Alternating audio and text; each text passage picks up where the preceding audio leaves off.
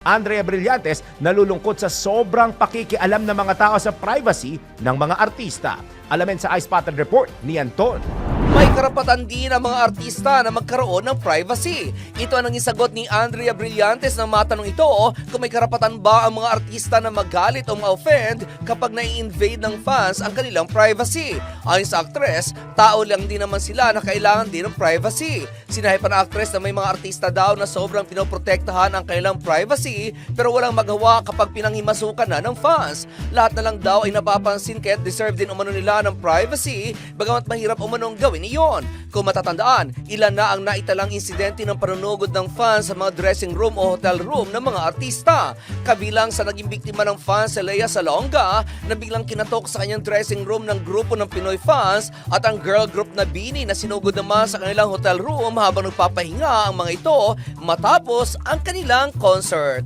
At iyan aking balitang showbiz para sa impilang may todong lakas, DWIZ. Ako si Anton, nagbabalita ng tama, naglilingkod ng tama.